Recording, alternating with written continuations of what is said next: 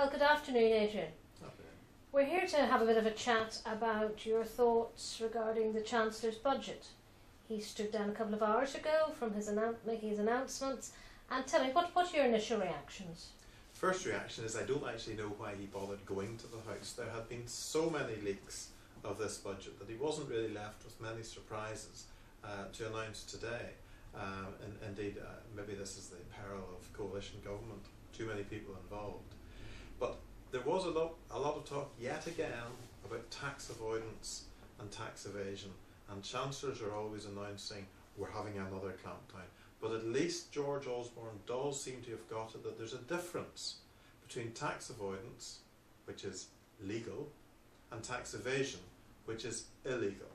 He's started talking about aggressive tax avoidance now, but at least he's understanding there is a difference. Right, well that's good to know, certainly. Tell me, businesses, what do you do for them? Anything in particular? The main improvements have been to the corporation tax rates, where he's actually reducing the mainline corporation tax rate, which is for more profitable companies, quicker than he expected. So from April 2012 it will be 24%, then 23% and then 22%, which will make the UK very attractive to all sorts of businesses all around the world.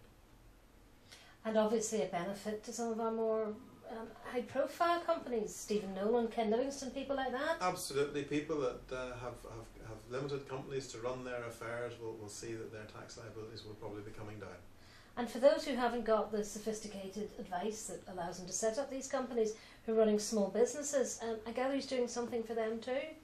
Yes, if you've got a very small business and your turnover is under 77,000 a year, you'll be able simply to record your sales as the money that comes into the business.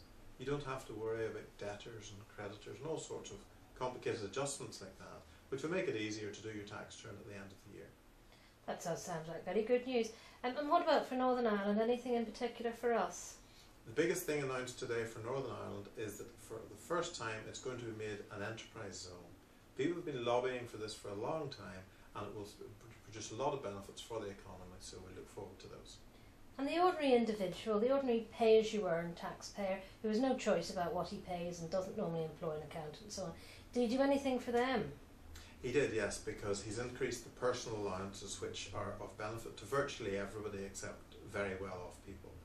The personal allowances are going up to £8,105 from next month, but next year they go up by £1,100 to £9,205, which means you can earn £9,200 in a year and not pay a penny of income tax.